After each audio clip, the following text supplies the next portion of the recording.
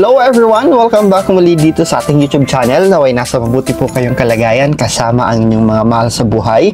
At para naman sa mga subscribers natin na nasa malayo, nasa abroad, isang malaking sakripisyo ang ginawa upang may mabago ang kanilang buhay at buhay ng kanilang pamilya.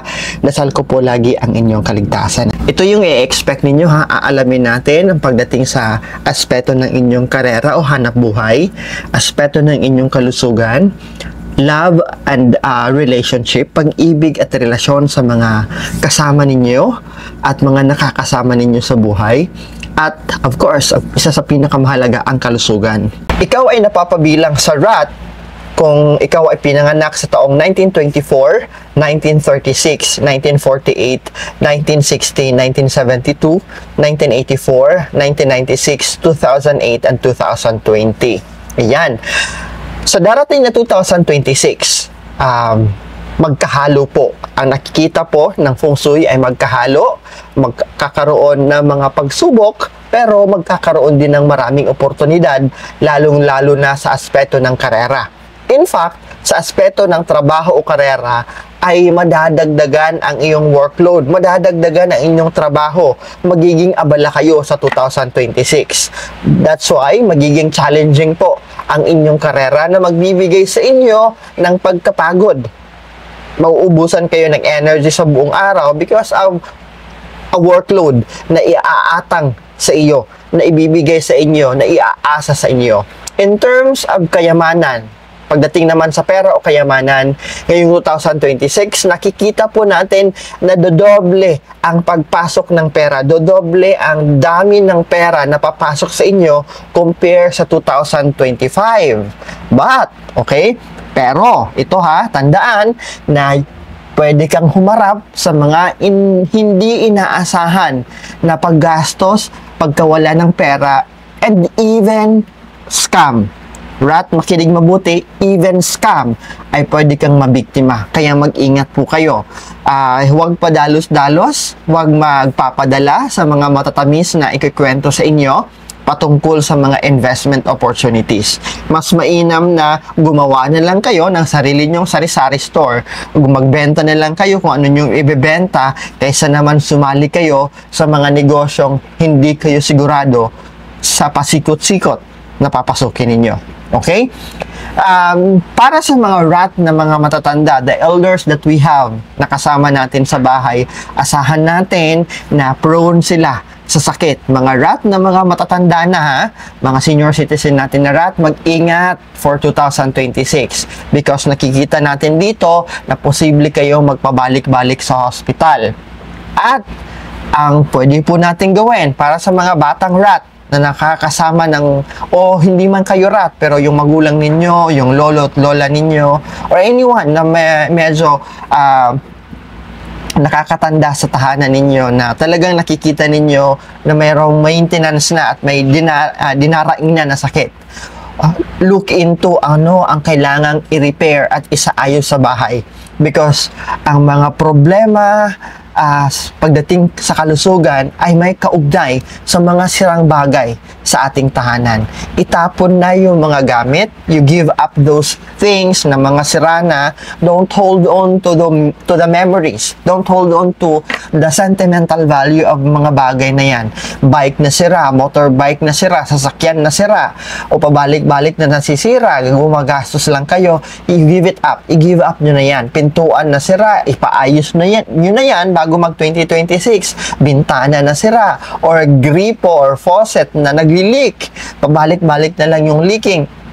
Please, ayusin nyo yan bago mag 2026. Kaya naman nakikita ninyo, we are doing an effort to deliver yung animal zodiac for every animals, for every animal sign ng mas maaga para maagapan at mapaghandaan nyo po ito. Okay? Pagdating naman sa pag-ibig, pagdating naman sa relasyon, para sa mga single na ipinanganak na rat, makakatagpo kayo ng magpapakilig, makakatagpo kayo ng mga ideal people na sana ay gusto nyong makasama sa buhay. But you have to think twice, pag-isipan ng marami before officially starting a date. Bago kayo makipag-date, isipin nyo muna na yung igugugol nyong oras kasi you have to invest, di ba? Emotion, time, and even money. Okay? At huwag mawawala sa focus kasi karamihan, pag kinikilig na, pag nai-inlove na, kinakalimutan ng ibang aspeto sa buhay. Kung hindi ang trabaho ang nako-compromise, ang oras para sa pamilya ang nako-compromise. Pagdating naman sa pangkalahatang kalusugan, ang mga rat ay posibleng dumanas ng mga problema pagdating sa gastrointestinal disease. Kaya kailangan ma-prevent po ito. Paano ito ma-prevent? Monitor what you're eating. Paano ito ma-prevent? Magpa-check up regularly. Ibig sabihin, bago matapos ang 2025, mainam na magpa-general check-up po kayo para makita kung ano yung mga problema na meron ang katawan ninyo. Huwag matakot. Bagkus, ito'y paghahanda ninyo para kung kinakailangan ng maintenance, may gamot na kayong iinumin, go on, para hindi ito lumala. Kaysa naman, dahil sa takot na takot kayo, urong-sulong kayo, ang nangyari tuloy, lumala na hindi na pwedeng madaan sa tabletas, hindi na pwedeng madaan sa kapsula, hindi na pwedeng madaan sa gamot-gamutan. Kailangan ng operahan, knock on the wood, okay? So, mas mainam, mas maaga, mas maagap, para kung maaaring madaan pa sa gamutan, mas mainam yon. Hindi yun malakihan ng gastos, di ba? Hindi pa yun masakit sa bulsa, hindi pa masakit sa katawan na bubuksan, no? You will undergo the needle, the scissors, and the knife and the needle. Yon. Ngayon, pumunta naman tayo sa aspetong karera ng mga rat. Tingnan natin kung ang rat, isaswertehin ba sa kanyang karera. Ibigay natin ang detalye sa bawat mahalagang aspeto ng buhay ni rat sa 2026. Alright, as you can see po ha, mayroong 4 stars. Out of perfect 5 stars, ang makukuha ni rat sa 2026 ay 4 stars. Ibig sabihin, maraming opportunities, pero may kahalo ring mga pagsubok. Opportunities and challenges will coexist for the rat's career in 2026. Magkakaroon ka ng mag-overtime ka sa trabaho. Aasahan mo rin yung promotion mo. Okay? Promising so far, promising ang karera ng mga rat sa 2026. But, yun na nga, sinabi ko kanina, it is both hope and trouble. Pag-asa at problema. You can expect something big sa 2027, okay? Sa mga gagawin mo, sa mga effort mo, sa mga i-invest mo, sa i-dedicate mong panahon sa pagpapaganda ng mga ginagawa mo at pagpapaganda ng iyong pangalan sa iyong kumpanya, sa iyong negosyo o sa trabaho, para kang nagtatanim ng punla na iha-harvest mo ito on 2027, okay? So just like great opportunities, you need to be good, you need to do good. Hindi lamang for this month, for this week, or for this day. Because what you're doing actually will accumulate by the next year or maybe at the end of the year. Okay? Because there are and there will be opportunities sa mga taong nagtatrabaho ng matino, naghahanap buhay ng maayos. Okay? Ano pa ba ang aasahan natin? Ito ha, tandaan, makinig mabuti. Conflict, awayan, bangayan, at hindi pagkakaintindihan ay posibleng mangyari sa 2026 mga rat. Hindi pagkakasunduan with your workmates at hindi alam mo na, yung politika sa loob ng kumpanya. Kahit pribadong kumpanya, mayroong politika yan, okay? Mayroong mga magaling magsumbong, magaling sumipsip. Hindi ibig sabihin na sinasabihan kita na kailangan mo ring sumipsip. Nope. Focus on how you will grow yourself. Focus on paano ka magiging mas efficient sa ginagawa mo kung empleyado ka. Kung ikaw naman ay may negosyo, ikaw ang nagpapatakbo ng sarili mong negosyo, do not be a single-sided person. Yung isang kabilang kampo lang yung pinakikinggan mo. Na kung ano yung sinasabi nila, naniniwala ka agad. Do verification. Pakinggan mo rin yung kabilang panig, okay? Baka you will learn both from both parties. Makikinig ka and matututo ka, and from that on ay malalaman mo kung ano yung strategiya na pwede mong gawin para na hindi lumala ang awayan, ang bangayan, at hindi pagkakasunduan. Okay? So, for empleyado na rat, mag-ingat na hindi ka masasangkot sa mga away o gulo kasama ang inyong mga sa loob ng trabaho, kasama yung mga kasamahan mo sa trabaho, because ito ay posibleng maging dahilan para hindi matuloy ang dapat sana'y ibibigay sa inyong promosyon dahil masasangkot ka sa awayan, sa bangayan, sa politika sa loob ng inyong kumpanya. But rather, dumistansya ka and always be on a safe zone para hindi ka masasagasaan. Pag ma-overcome mo ito, okay, maibibigay sa iyo ang inaasahan mong promotion. Alright?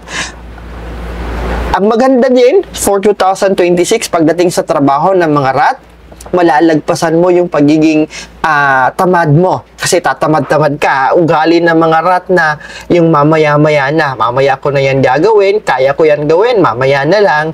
Yun.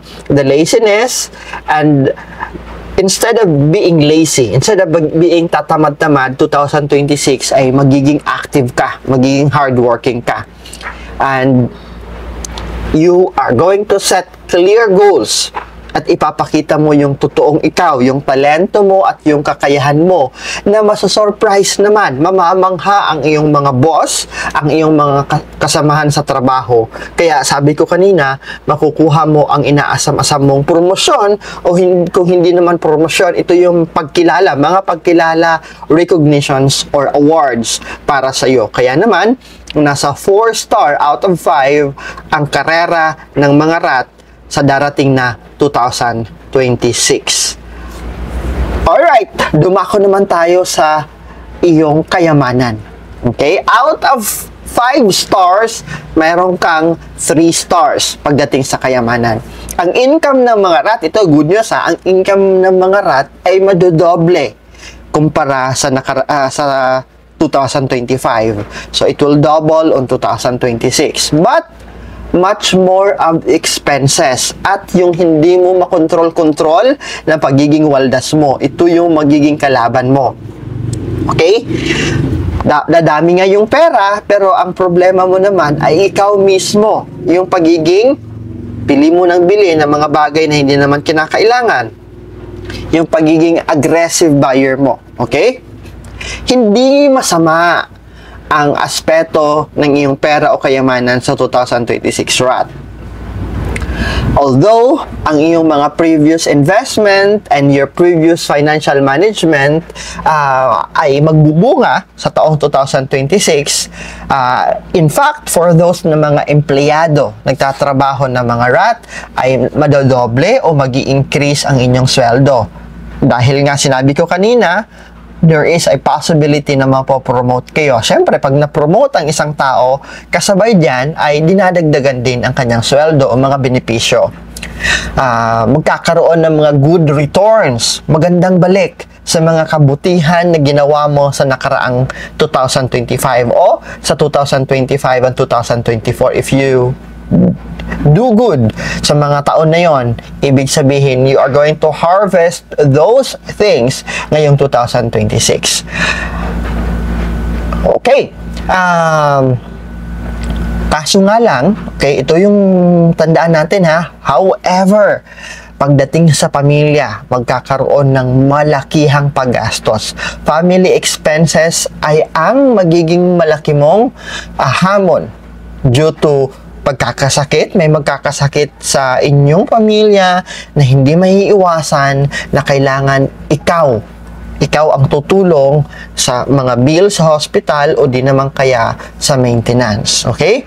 Kaya, pinapayo ko po ha, mga rat, makinig mabuti. Hindi maganda sa 2026, even now, sa 2025, napapatapos na tayo, never lend money. Kahit kilala mo yan, kaibigan mo yan, kadugo mo pa yan, wag na wag kang magpapautang kasi mahihirapan kang maningil dahil kakailanganin mo ang pera na ito sa 2026 dahil may pagkakagastusan ka. Ito yung pagkakasakit ng mga mahal mo sa buhay. Kaya, itago mo yan, i-save mo yan, i-deposit mo yan. Hindi ka muna ngayon magfo-focus paano yan papalaguhin. Magfo-focus ka muna ngayon sa pag-iimpok kasi may aasahan na malakihang paggastos. Kung ipautang mo yan, kahit sabihin pa natin na may interest, hindi ka sigurado kung kailan ka mababayaran. Wala kang malalapitan sa oras ng kagipitan, kundi ikaw lang at yung inimpok mong pera. Okay? So, mag-ingat, be cautious sa bawat inilalabas mong pera. Okay? Know how to refuse sa sarili mo. Kung nagke-crave ka ng bagong sapatos, know how to refuse for yourself. Kung nagke-crave ka ng bagong bag, ng bagong sasakyan, ng bagong damit, learn how to discipline yourself. Okay? Be cautious kasi every expense ay may katumbas na paghihirap later on. Okay? Instead, again and again, better go on saving your money. Ito yung pinakamaganda na pwede mong strategiya, mga rat, ngayong 2026. Pagdating naman sa pag-ibig at relasyon, mga rat, out of 5 star ay nasa 3 star po kayo. Kasi medyo likely that you are going to meet the true love na hinihintay mo, na hinahanap mo. Pero meron din tayong nakikita dito na pwedeng maging unhealthy para sa may mga kapareha na pwedeng maging unhealthy ang relationship ninyo. Kaya kinakailangan more deep talk. Ito yung pakikipag-usap na heart to heart with your partner. Okay? In general, pagdating sa love and relationship, mga rat, so far, hindi ganon ka-satisfying ngayong 2026. Although, yung mga single na rat ay makikita at makikilala nila yung mga crush nila, but be careful sa tinatawag na unhealthy, hindi magandang pagsasama. Kasi malalaman mo na madidisappoint ka, na ito yung inaasahan mo sa crush mo, sa ginugusto mo, ito yung inaasahan mo. In reality, paglabas na ng totoo ng kulay, kasi magsasama na kayo ng ilang buwan, madidisappoint ka na later at a time. Kaya, huwag maging mapusok, okay? In various social occasion, makikita mo sila. Okay? Maaasahan mo na itong mga crush at itong gugustuhin mong tao at hinahanap mo na kapareha ay makikita mo sa mga social gathering. Okay? Pero uulitin ko, huwag mamadaliin. Pagdating sa relasyon, huwag magmamadali. Kasi you might be deceived of temporary feeling. Okay? You might be deceived of temporary interest. Kaya, better date muna, mas kilalanin mo na ang taong makikilala ninyo, mas better na maigi mo silang maiintindihan kung sino at anong totoo nilang kulay.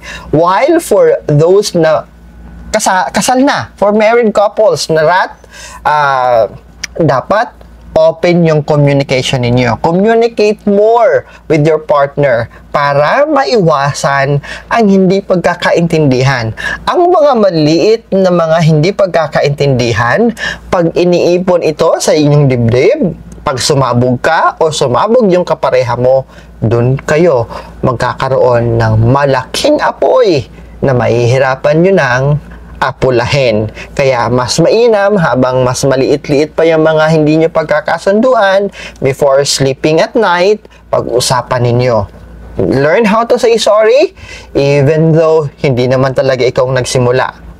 Hindi naman yun makakabawas ng inyong pagkatao. Rather, mas magdadagdag pa yon ng katatagan ng inyong relasyon, and rather, mas magkakaroon kayo ng peaceful na pagsasama. Ayaw nyo ba yun? Na uuwi kayo na walang nagbubunga nga sa inyo? Ayaw nyo ba yun? Na hindi kayo makakatanggap ng mga masasakit na chat? Diba? So, learn how to bend down if necessary. Learn how to say sorry. Learn how to adjust. And never go to sleep na meron kayong hindi na pagkakasunduan. Ang susunod na aspeto ng iyong buhay na pag-uusapan natin, rat, ay ang kalusugan. Out of 5 stars sa 2026 ay nasa 3 star kayo, okay? Sinabi ko na kanina, beware, mag-ingat sa mga gastrointestinal problem, gastrointestinal disease. Kaya kinakailangan ang timely medical treatment at baguhin natin yung lifestyle natin. Sa pangkalahatan naman so far, magiging stable ang inyong kalusugan. People who work hard sa kanilang opisina, sa kanilang profesyon, ay pwedeng humarap sa mga gastrointestinal disease easily. And take note ha, ang stress ang unang nakaka-trigger sa lahat ng uri ng sakit na nararamdaman natin. Kaya, unang-una, avoid working overtime. Dumating ng maaga, trabahuin agad ang kailangan trabahuin, umuwi sa saktong oras. Para sa mga tao na nagtatrabaho, empleyado ng mga rat, you have your boss, you have your immediate superior, kayo ang makakaranas ng gastrointestinal disease. It could be sa hindi magandang lifestyle na meron kayo from the past years. Hindi naman ito biglaan na mangyayari sa 2026. Na-accumulate mo ito kung hindi talaga na naging maganda ang lifestyle mo from the past years, even the whole year of 2025. Of course, madaranasan nyo yung maniningil yung katawan mo sa 2026. Okay? At yung stress din po ha, the stress at work or in business are trigger point para ma-activate yung mga diseases na meron tayo. Kaya, avoid working overtime. Umuwi ng maaga. Pumunta ng trabaho on time and go home on time. Give enough time for rest. Give enough time to relax. Okay? Pinapayuhan po ang mga rat na huwag masyadong kumain or avoid ng mga maaanghang na pagkain and food that might irritate your stomach. Mas maaga din po that you seek medical treatment kung mayroon ka ng mga mararamdaman sa iyong tiyan. For those na may karamdaman na talaga, dapat mag-maintain sila ng kanilang medication. On time dapat ha, on time na iniinom ang gamot, on time na nagpapa-check up, huwag yung ugaling mamaya na, bukas na, yung pinapabukas pa.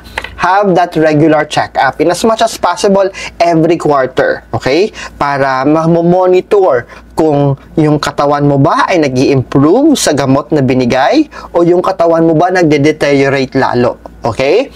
For sports and active activities, kailangan kang ma-involve sa mga active activities mga rat. Para sa may mga edad na mga lolo, mga mama, mga nanay natin, we can go with yoga. Simple walking will help you. While yung mga active talaga, medyo bata-bata pa, ito yung you can do workout, you can do jogging, and you can try also swimming just to bring up an active lifestyle. An active lifestyle will actually help you activate your brain and activate your muscles as well.